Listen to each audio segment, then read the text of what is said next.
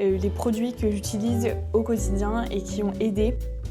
C'est sûr que si vous mangez un paquet d'M&M's entre 2 séances, vous allez voir, j'ai une skincare qui est assez minimaliste. Si j'avais pu, à l'époque, saisir la chance qu'on avait d'avoir des petits légumes comme ça, bio, là, non traités, avec amour par mon père.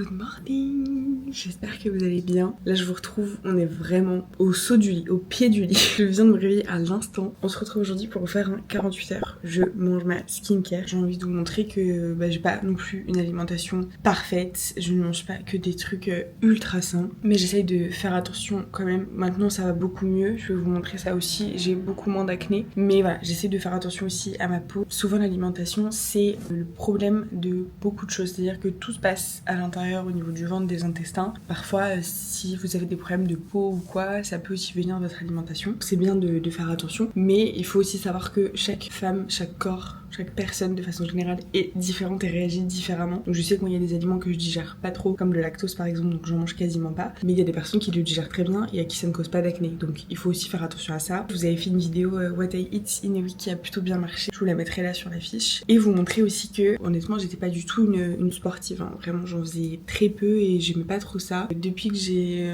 commencé la salle, pour le coup j'ai enfin trouvé un sport qui me plaît et où j'ai envie d'aller. Donc c'est cool. Mais du coup j'ai remarqué que je mange beaucoup plus. Et il faut que je mange aussi quand même plutôt protéiné si je veux que mes muscles suivent. Donc j'essaie de me faire des repas surtout le matin salés et protéinés. Je vais vous montrer tout ça de toute façon. Et je voulais aussi dire que c'était pas dramatique si vous grignotez entre guillemets, si vous faites beaucoup de sport. Après ça dépend toujours des grignotages, mais si vous faites du sport de façon assez intensive ou quoi et que vous avez envie de vous faire un petit snack à 15-16 heures, bah en fait si c'est un snack sain c'est ok. On dit souvent que c'est très mauvais de grignoter entre les repas etc. Mais quand on fait beaucoup de sport, bah notre carburant c'est l'alimentation, c'est la nourriture, donc c'est important aussi. Mais évidemment il y a grignotage et grignotage. C'est sûr que si vous mangez un paquet d'M&M's entre 2 séances, ça servira pas à grand chose, mais voilà, si vous faites des snacks sains, assez protéinés, une pomme, une banane, des dattes, peu importe, mais que vous grignotez des choses qui sont ok, en soi ça pose selon moi pas de problème. Et au contraire à côté de ça, nous sommes en pleine semaine de déménagement, donc si c'est le bazar dans l'appartement, vraiment je suis navrée, mais là nous sommes mardi quand je vous filme la vidéo et on déménage vendredi. Donc déjà le matin en termes de boisson, ça dépend. Soit je me fais du thé vert ou du thé noir. Donc je me fais une grande tasse parce que souvent le matin je suis déshydratée. Déjà quand je me lève, je me sers toujours un verre d'eau et j'essaie de le boire avant le petit déj. Et sinon, je me fais un matcha froid ou chaud quand vraiment j'ai froid.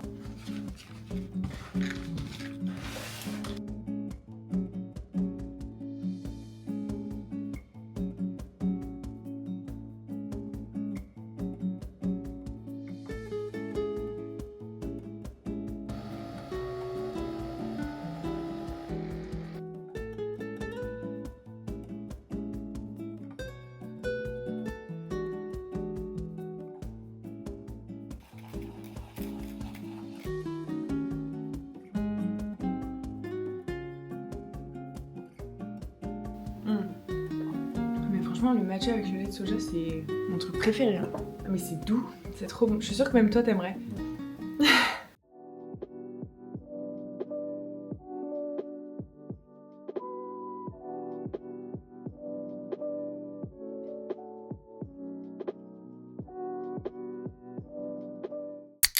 Du coup je vous ai pas montré, mais le midi j'ai fait une quiche truite, chèvre, épinard et c'était pas ouf, on va être très honnête. J'avais mis trop d'épinards, c'était pas dingue, mais bon, on a mangé quand même. Je voulais faire du coup dans cette vidéo un petit aparté, un petit point skincare, puisque du coup je fais un format 48 heures, je mange ma skincare. Évidemment ça passe par l'alimentation, mais ça passe aussi par une bonne skincare et je voulais vous montrer les produits que j'utilise au quotidien et qui ont aidé à calmer un petit peu mon acné hormonal. Je suis maquillée donc forcément on voit plus grand chose, mais en fait je n'ai plus de boutons, c'est vraiment que des cicatrices d'acné en fait. Donc moi j'avais vraiment de l'acné hormonal, de l'acné kystique, ça me faisait des gros boutons sous peau qui me faisaient extrêmement mal. C'était vraiment localisé au niveau du menton et de la mâchoire. En préparant cette vidéo, j'ai commencé à écrire du coup sur mes notes des petits conseils et tout pour l'acné et je me suis rendu compte que ma note faisait quasiment 2 pages. J'ai eu de l'acné pendant plus de 2 ans et en fait j'ai commencé à raconter un petit peu par quoi ça a été déclenché, ce que j'ai fait, ce que j'ai subi, toutes les difficultés que j'ai pu rencontrer. Mais en fait je me suis dit que j'allais pas mettre ça dans cette vidéo parce que ça serait beaucoup trop long, donc n'hésitez pas à me dire si ça peut vous intéresser, vraiment une vidéo globale hyper complète sur mon parcours, sur l'acné. Donc là on va se concentrer sur la skincare, mais je pourrais vous faire vraiment une vidéo complète à ce sujet là parce que j'ai beaucoup de choses à dire. croyez-moi. Du coup j'ai pris mon petit bac à skincare. Je vais pouvoir vous montrer tout ce que j'utilise. Vous allez voir, j'ai une skincare qui est assez minimaliste. Je n'utilise pas 60 000 produits, mais c'est ce qu'il faut. En fait, quand vous avez aussi des problèmes de peau, ça ne sert à rien d'utiliser 60 produits. Et surtout, je vais le répéter à chaque fois, mais le plus important, c'est d'avoir des produits qui sont doux pour votre peau, qui sont hydratants. Le but, c'est pas de venir décaper votre peau ou d'utiliser des produits hyper forts, hyper abrasifs. En fait, vous allez faire tout l'inverse de ce qu'il faut. Oubliez un peu tous les produits à base de rétinol, hyper forts, hyper puissants, avec des acides très concentré. Je vais essayer de vous montrer dans l'ordre. Ce que je fais le matin, c'est que premièrement je me lave le visage, donc là vous voyez j'en ai plus, mais j'utilise un gel nettoyant donc de chez SVR, c'est le Cicavid Plus. C'est un gel nettoyant qui est hyper doux et qui est en fait assainissant et apaisant. Donc en fait c'est vraiment pour les peaux irritées, pour les peaux avec une inflammation, et vraiment ça me calme tout de suite l'inflammation. Et surtout ce qui est très important quand vous avez de l'acné et que vous choisissez votre skincare, c'est d'utiliser des produits qui sont non comédogènes. C'est notamment des produits à base d'huile, par exemple l'huile de coco, le beurre de karité, toutes ces choses-là qui sont comédogènes et qui vont venir du coup boucher vos pores. Et franchement, depuis que j'ai fait un énorme tri dans ma skincare et que j'ai supprimé tous mes produits comédogènes, ma peau va beaucoup mieux. Vraiment, j'ai vu un changement drastique. Et ensuite, ce que je fais le matin aussi, alors moi je le fais soit quotidiennement, soit tous les 2 jours, ça dépend. Ça vraiment c'est un produit aussi game changer, c'est un des produits où j'ai vu le plus de différence sur l'état de ma peau, ça me rend la peau hyper lumineuse. Daily Milk Foliant de chez Dermalogica, c'est un produit qui coûte assez cher, franchement c'est un budget, et vraiment lui est très bien parce que c'est à base d'avoine et de coco, donc c'est vraiment pour les peaux sensibles, donc il vient pas du tout vous décaper la peau. Vous avez 2 types d'exfoliants, vous avez les exfoliants chimiques, comme ceci. Donc c'est les produits qui sont à l'intérieur qui vont venir exfolier votre peau. Vous avez l'exfoliation mécanique qui est donc avec les gros grains par exemple, comme les gommages que vous pouvez utiliser pour le corps ou des choses comme ça. Pour le visage, c'est pas top parce que du coup c'est quand même très agressif. Quand vous avez de l'acné, en fait l'acné c'est une inflammation, c'est votre peau qui est agressée déjà de base. Donc si vous venez en plus lui mettre des produits qui vont l'agresser, elle va faire que combattre et essayer de se protéger quoi. Et du coup ça va vraiment empirer ça. Ça dure super longtemps en fait, c'est juste une petite poudre que vous mettez au creux de votre main avec un peu d'eau. J'ai oublié de vous dire entre temps, je sais que dans le sud on a une eau qui est vraiment avec beaucoup de tartre, qui est très calcaire, et pour la peau c'est pas fou, donc j'utilise toujours une brume d'eau thermale. Je me lave le visage donc matin et soir, je me mets un petit coup d'eau thermale, ça apaise vraiment la peau et c'est plutôt cool. Après ça reste facultatif, ça c'est optionnel, mais ça je recommande, c'est vraiment top. En plus c'est hyper agréable parce que c'est super frais. Et donc une fois que j'ai bien nettoyé ma peau, je viens mettre le matin du coup un sérum. Donc moi j'utilise le Minéral 89 de chez Vichy, c'est un très bon sérum, donc comédogène aussi. Je sens que ma peau est vraiment repulpée. Donc voilà, le matin,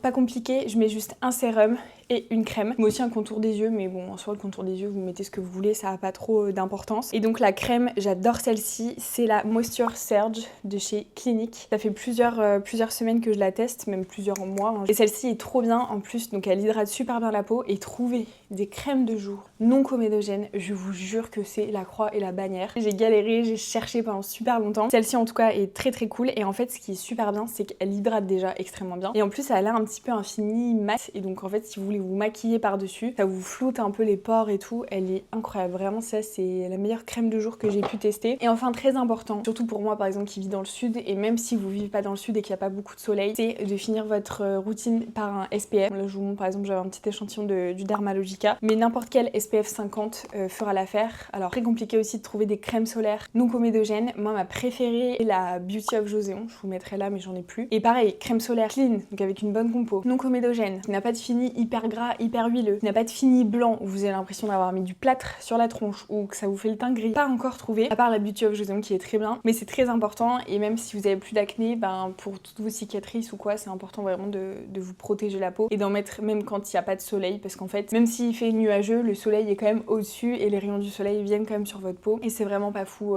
pour l'acné, pour la peau même de manière générale. Donc, ensuite je passe ma petite journée tranquillou bilou, et le soir, très important, je sais qu'on vous bassine avec ça, je fais du coup le double nettoyage. Premièrement je démaquille ma peau avec une texture baume ou une huile, et ensuite je nettoie. 2 produits pour démaquiller votre peau. J'ai testé un paquet d'huiles démaquillantes et vraiment celle-ci c'est ma préférée. C'est la gamme Iseak de chez Uriage. C'est vraiment la gamme qui est spéciale pour les peaux à imperfection. J'ai jamais vu une huile démaquillante qui enlevait aussi vite et aussi bien le mascara waterproof, parce que moi je mets que du waterproof. Meilleure huile, et en plus elle est pas très chère. Et si vous craignez un petit peu la texture huileuse, j'ai eu pour Noël, et du coup bah là ça fait plusieurs semaines que je le teste et ça a été une révélation, le baume nettoyant de chez M Skincare. Il est à la glycérine, squalane et allantoïne, et il est hyper agréable. Donc là c'est vraiment plus une texture vraiment baume crème un peu, que vous allez venir mettre sur votre, je sais pas si on va voir, c'est vraiment un baume en fait, hein. Là c'est pas une huile. On vous le dit pas assez, mais l'huile, il faut que vous massez votre peau et ensuite il faut venir l'humidifier un petit peu pour que ça fasse comme un lait. Donc avant de rincer votre huile, vous mouillez un peu vos mains et vous frottez avec l'eau. Et vraiment lui, il est aussi très très agréable, il démaquille hyper bien. Il vous rend la peau toute douce, toute nettoyée, vous voyez cette sensation d'avoir la peau hyper clean, sans que ça tiraille. Génial. Par contre, c'est bien de vous démaquiller, mais ça démaquille, ça ne nettoie pas. Il vous reste toujours un petit peu des particules de maquillage, de pollution. Donc c'est important de venir nettoyer votre peau après. Là, j'utilise le nettoyant pureté de chez Absolution. C'est vraiment une très bonne marque qui utilise énormément les huiles essentielles, les plantes. Il est très très bien ce gel nettoyant, il ne me fait pas d'effet de tiraillement. Ensuite, une fois que ma peau est nettoyée, je mets un sérum différent le soir que le matin. J'essaye aussi depuis plusieurs semaines le sérum Cicaplast B5 chez La Roche-Posay. Il est incroyable et je sens qu'il m'a vraiment réparé, hydraté la peau. C'est la première fois que je vois vraiment un changement au niveau de ma peau en utilisant un sérum. Donc il est trop bien, la texture est hyper agréable, il a une texture un peu veloutée. La gamme Cicaplast B5, il faut faire attention parce que vous avez le baume qu'on voit de partout sur TikTok, soi-disant vous pouvez vous en tartiner la tronche. Il faut absolument éviter, c'est ultra comédogène. Si vous avez de l'acné et que vous en mettez de partout sur la tronche, ça va encore plus vous faire de comédons, de boutons, de points noirs. Si vous voulez vraiment réparer votre peau, utilisez le sérum Cicaplast B5 plutôt que la crème là ultra grasse qui n'est pas du tout adaptée pour ça en fait. Voilà. Ce que je fais aussi qui a bien changé l'état de ma peau, c'est donc d'utiliser une huile, n'importe laquelle. Là c'est celle de chez Aromazone qu'il faut que je finisse, mais quand je l'aurai terminée, je vais tester l'huile de chez Oden à la noisette. C'est une marque aussi qui est assez connue dans la skincare clean. Et je fais aussi du gua sha donc pendant à peu près 3 à 5 minutes. Et donc j'ouvre mes ganglions lymphatiques et je me fais du gua sha et vraiment ça m'a aidé. Déjà ça m'a un peu affiné le visage je trouve. Et en plus ça aide vraiment pour votre circulation en fait de façon générale et à faire un mini drainage lymphatique. Donc je sais que tout ça fait beaucoup. Le gua sha c'est vraiment facultatif, vous n'êtes pas obligé. Mais en fait là on a l'impression que c'est très long, mais je vous assure que ma skincare ça me prend le matin et le soir, ça doit me prendre genre 10 minutes. Alors évidemment comme je vous disais au début ce n'est pas que ça, il y a beaucoup de choses qui gravitent autour de ça et qui m'ont aidé et qui se passent plus à l'intérieur pour le coup au niveau de l'alimentation et de mes intestins. Et après, très important, mais on va s'arrêter là parce que sinon je vais parler pendant 2 heures. Je parle de skincare mais il faut aussi faire attention au maquillage. 90% des produits de maquillage classiques sont très comédogènes et ils sont pas du tout adaptés pour les peaux à tendance acnéique. Moi j'utilise la Vino Crush, donc c'est la crème teintée de chez Caudalie. Là elle est terminée pour le coup, mais de toute façon je vais la racheter parce que j'ai pas trouvé d'autres crèmes qui me conviennent. Et tous les produits Caudalie sont non comédogènes, donc je vous invite à tester si vous voulez tester la crème par exemple. Il y a aussi la marque Ilia qui est non comédogène et qui ont des produits de maquillage hyper clean. Alors, on se retrouve dans la cuisine, voilà, toujours le retour de Juju Kitchen, Juju Cooking. Là, il est 16h30, j'étais en train de bosser sur l'ordi et c'est toujours un peu à cette heure-ci, entre 16h30 et 17h, que j'ai un petit creux. Du coup, je vais vous montrer une recette de smoothie. Il y a un ingrédient qui va vous laisser dubitatif, mais je vais vous expliquer pourquoi il est là. Déjà, en base du smoothie, je mets des pousses d'épinards. Les épinards en fait c'est plein de fibres donc vraiment ça favorise votre transit et c'est trop bien à rajouter comme ça dans des smoothies. Je vous assure que au final une fois mixé et tout avec les fruits ça a pas trop le goût. Ensuite je mets une banane, un petit peu de jus de citron pour ajouter un peu d'acidité. Mais ensuite fruits rouges, donc là j'ai myrtille et framboise. Voilà. Je sais que bon malheureusement les fruits rouges souvent c'est récolté, bon là ça vient du Maroc par exemple. Voilà, c'est pas trop la saison en France mais d'habitude je les prends surgelés mais là je n'avais pas le temps. Voilà, n'attrapez pas ma veste. Et ensuite je mets un peu de lait végétal, un peu d'eau. Donc là pour le coup je prends le lait de soja protéiné puisqu'il est hyper doux et que ça va avec tout. Et je mets tout ça dans un petit shaker, bam bam, je mixe, ça me fait un smoothie. Donc du coup ce que je fais c'est que je mets une poignée d'épinards. Enfin je dis une poignée parce que c'est une bonne poignée quand même. J'ai rincé au préalable. Forcément. Je vais aussi rincer mes fruits rouges. Il n'y a pas vraiment de dosage à respecter. Vous faites un peu selon vos goûts. Si vous aimez pas la banane, vous n'êtes pas obligé d'en mettre. Enfin, l'avantage des smoothies, c'est que vous pouvez mettre un peu ce que vous voulez dedans. C'est mixé. Donc bon. Donc ensuite, je vais mettre mes framboises. Mon rêve d'avoir un potager pour pouvoir avoir mes myrtilles, mes framboises, mes mûres et tout qui poussent dans le jardin. Vraiment, d'ici quelques années, j'aimerais bien avoir une maison avec mon petit potager, quoi. Même si je sais que c'est beaucoup de boulot. J'ai vu mon père y passer des heures et des heures à cueillir les haricots verts, à s'occuper de tous les fruits, tous les légumes. Je me souviens, j'étais enfant et j'avais le toupet de me plaindre parce qu'on faisait que de manger des haricots verts et tout, mais si j'avais pu, à l'époque, c'est dire la chance qu'on avait d'avoir des petits légumes comme ça, bio, là, non traités, avec amour par mon père. Je le manifeste en potager d'ici quelques années. Les fruits rouges, j'en mets toujours dans mes smoothies parce que c'est plein d'antioxydants. C'est vrai que c'est un budget, on va pas se mentir, quoi qu'il arrive, les fruits rouges, que vous les preniez surgelés ou pas, mais surgelés c'est quand même moins cher. C'est quand même un budget, c'est assez cher. Ensuite je viens mettre le jus d'un demi-citron. Petite astuce aussi parce que c'est Juju Cooking et Juju Astuce. Si vous avez par exemple un demi-citron comme ça que vous avez utilisé, le jus et tout, vous l'avez déjà pressé et que vous avez une planche à découper comme ça en bois, et ben n'hésitez pas, en fait le citron qui reste là comme ça, vous le frottez sur la planche à découper, comme ça là. Et en fait le citron ça va venir nettoyer en profondeur parce que vous savez sur les planches en bois vous avez toujours des traits de couteau et tout, c'est pas très hygiénique. Souvent il y a de la nourriture et de la salissure qui vient se coller dedans. Ben là vous mettez un coup de citron, ensuite vous passez un peu au vinaigre blanc et votre planche elle va être comme neuve. C'est un super aliment et pour le corps et pour votre maison. Vous me remercierez plus tard. Ah le karma que je me suis pris.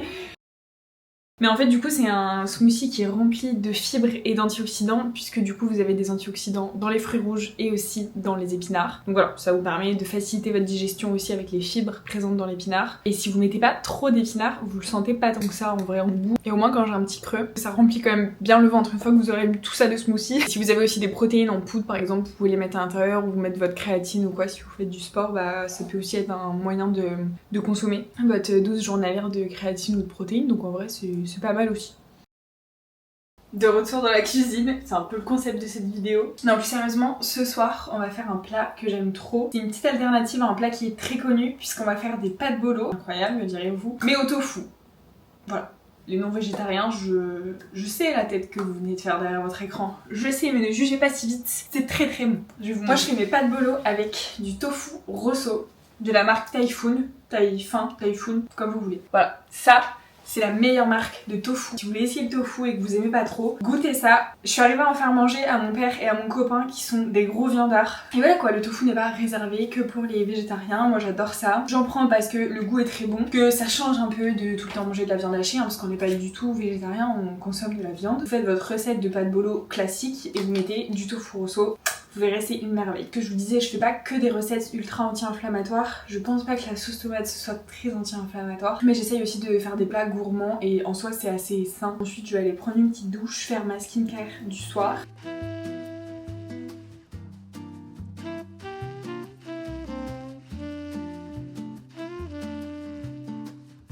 Et voilà, je vais pouvoir manger mes petites pâtes bolo au tofu. Je vais faire une vidéo YouTube et ensuite je vais me remettre un petit peu au montage parce que j'aimerais bien avancer le plus possible. Good morning! Nous sommes le deuxième jour de ce 48 heures. Je mange ma skincare. Il suffit que je sois pas trop dans le mood ou tout simplement que je n'ai pas très faim. J'ai un peu de mal à manger salé, donc je vais vous montrer une alternative de petit-déj sucré sans pour autant manger des céréales ou des trucs ultra transformés qui ne vous apportent rien nutritionnellement parlant. Du coup, comme je disais hier, en fonction des matins, je ne bois pas la même chose. Donc là, hier, je me suis fait un matcha, mais là, ce matin, des fois, il y a des matins où je me lève où je suis déshydratée au possible. Quand c'est comme ça, j'ai trop besoin d'une grande tasse de thé. J'alterne entre thé vert, thé noir, ça dépend. Là, il faut que je termine celui-ci avant qu'on déménage. C'est un de mes préférés, c'est le thé merveilleux de Palais d'été. Je bois toujours un grand verre d'eau le matin quand je me lève, mais là ça me permet de m'hydrater encore plus. Et de l'eau, jamais de l'eau bouillante, c'est très mauvais pour votre corps, en plus ça abîme le thé. Voilà, je laisse infuser 3-4 minutes et pendant ce temps, je me fais mon petit bol.